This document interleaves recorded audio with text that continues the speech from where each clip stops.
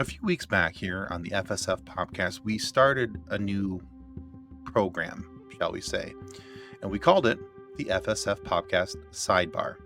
Now, the reason for the sidebar was so that we, as the FSF podcast crew, could have in depth discussions with our audience about topics that might be somewhat controversial. Maybe topics that needed an in depth explanation, something more than just, golly, that's not the way that went, or there's more to it than just that. And so we started about 4 weeks ago with the sidebar.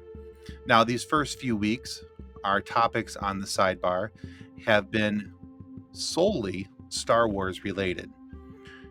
We did our first four were all Star Wars related. This is our 5th episode, and this one is still Star Wars related because we're going to talk about some of the responses and some of the comments that came through those first 4 videos, because I think it's kind of telling as to where the Star Wars fandom is right now. And we believe here on the FSF podcast, through all 3 versions of this show, whether it's our RPG on Monday nights, our sidebars on Thursday, or our interviews and live shows on the other Monday nights, that we believe in aggressive positivity. We believe in being positive and allowing people to like what they like, dislike what they dislike, and those things are fine.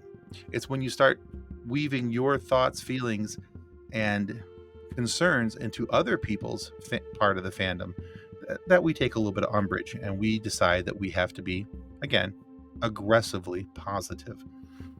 So a few weeks back, we had this one. This is our very first one. Does Disney understand Star Wars? And we did this because there's a feeling out there that Disney doesn't understand Star Wars. And we think they do a little better than you give them credit for. I'm not going to go into all of it, but go watch the video. You'll understand what we're talking about, and why, from a business standpoint, they certainly understand Star Wars. And then we talked about, did Disney cancel the Chosen One prophecy because of all of the conversation and the hubbub that was coming around from the Acolyte series, because people were afraid that this was negating Anakin and his specialness as the Chosen One to fulfill the prophecy. And everybody else who hadn't seen the Acolyte yet was already offended because, well, they felt Palpatine coming back and the Rise of Skywalker canceled out the Chosen One prophecy. And then we talked about Star Wars is for everyone. And we talked about all the different versions of Star Wars and how Star Wars has the opportunity to appeal to a wide audience, not just this narrow group of people. And that caught some flack. And then, so I put this one out last week entitled Not My Star Wars. And it was a discussion about people who have taken this to a new place, and with the feeling that Star Wars isn't Star Wars anymore because Disney bought it, or Star Wars isn't Star Wars anymore because they're having stories about people that don't look like them anymore, or the story wasn't written the way that they wanted it to be, so it's no longer my Star Wars. And so that was the point of those conversations. But we got back and looking through the comments on all 4 of those, and we realized that, boy, there's some unhappy folks out there.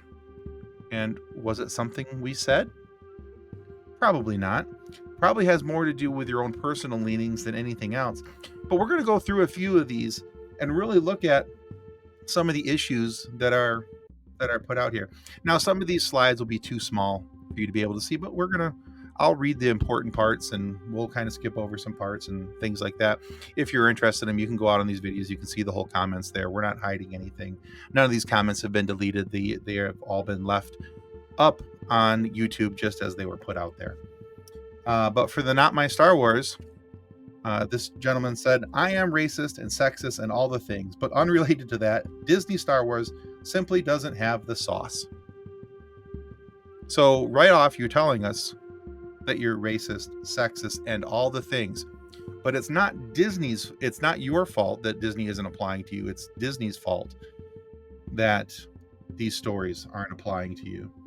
And he said, not only is it not my Star Wars, it's nobody's Star Wars. So he's trying to take it off the table for everybody. So that's kind of sad. The next one says, the problem is no brand should appeal to everyone. And I do agree with that. There's My Little Pony out there, and that's what he brings in at the end of the story. Dexter and My Little Pony, those aren't designed to be with an appeal to everyone, but something like Star Wars. And he goes in, this is only like the first paragraph. I think there was like 3 or 4 paragraphs to this one. And his point isn't wrong. He says in there that My Little Pony does not need to appeal to everyone. It does need to be intentionally consistent and make effort to tell a good quality story so that people have an idea what they're getting into when they watch. And he's right. And that does apply to Star Wars as well. Star Wars does have some issues with storytelling and quality over their last few episodes. Looking at you, Book of Boba Fett. And even in the sequel trilogy and the cohesiveness between those 3 movies, there were some issues there. So it's not that we're blind to that or that we don't notice these things, but being part of the aggressive positivity group, we choose to find the silver lining and find the things about these things that we do like instead of focusing on the negative. Our next comment says, the phrase Star Wars is for everyone has ruined Star Wars. Has it though? But has it though? Yeah, it hasn't. But he goes on to say, because Kennedy's Lucasfilm prioritized expanding the fan base to include as many or more female fans than male. They actually succeeded with this after the sequel trilogy, and every single new release featuring a leading strong woman, the percentage of female fans has risen. So Kennedy could describe that as a win, but the total number of fans has shrunk significantly. Again, without any proof of facts or figures, I haven't done the research on it, so I can't say if this is just conjecture or if these are actual true facts. I don't care to look it up. I'll be honest with you. It doesn't matter to me. They temporarily won some of us back with the Mandalorian Season 2 finale, but if the franchise was managed well, there would be so many more fans. And the reason why he doesn't feel that this is being managed well, because he wants a rated R Star Wars. He wants something Games of Thrones style. And the other problem that I'm having with his assessment here, many low testosterone fans, who seem to be mods on Reddit, are highly against this because they want every release to be kid-friendly. So we're attacking women, we're attacking men who don't share his opinion.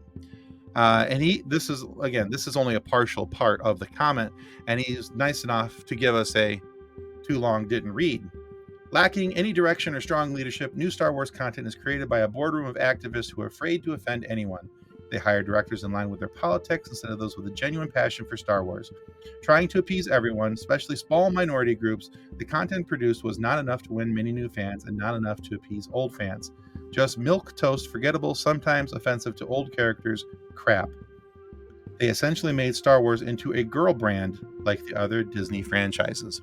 So again, because it's not male-centered, it's not okay. And that seems to be some of the content that the comments and things that we were getting back, is that it's no longer Star Wars because the main character was not a straight white male. A person of color or a female person of color was the story lead, or a female was a story lead, and it's a problem. So Star Wars is now a girl brand, just in case you were wondering.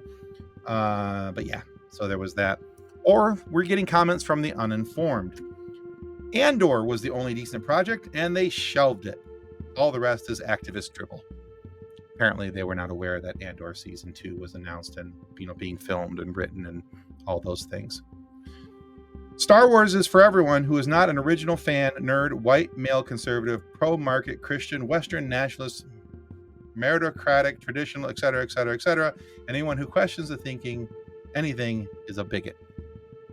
So, no, you're not a bigot if you question any of the things. You're a bigot if you have a problem with it because it's a female.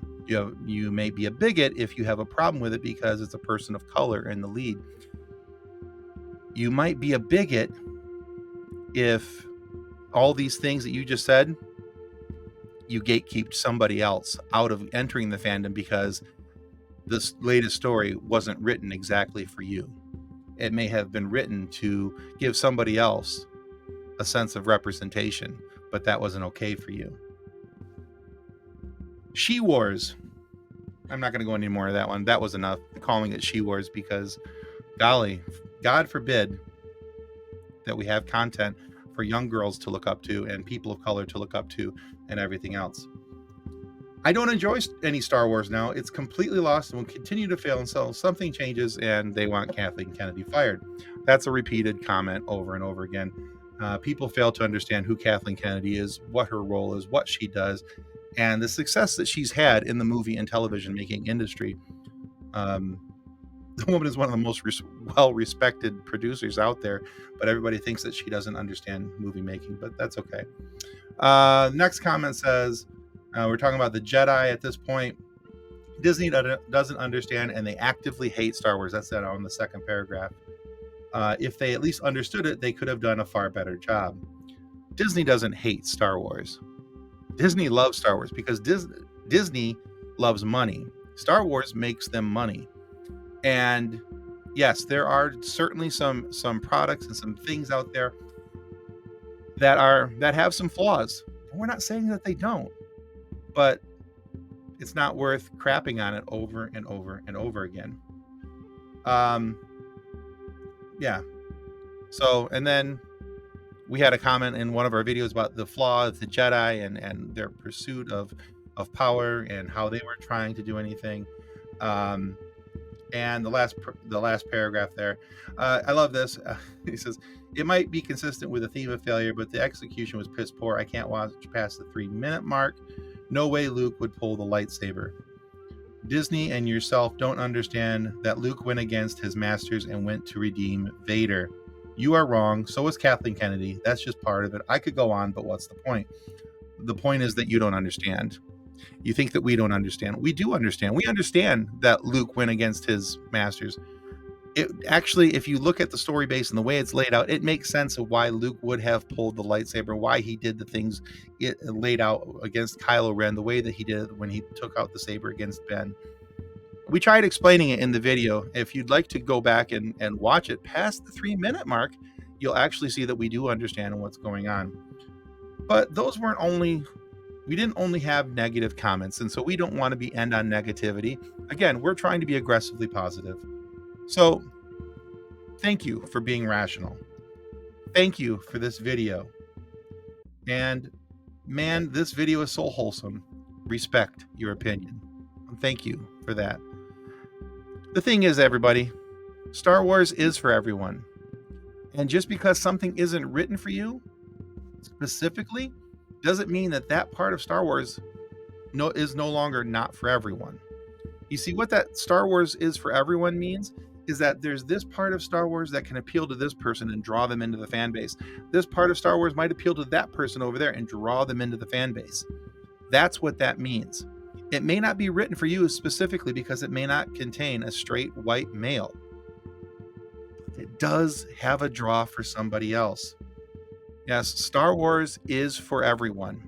And I think that the sooner that we accept that, the sooner that people realize that it doesn't always have to be about them, the better off we're going to be as a fandom. Until then, we have to fight back with aggressive positivity. Let people love what they love. Let people dislike what they dislike. Don't be the people that we saw in some of these comments. Star Wars is for everyone.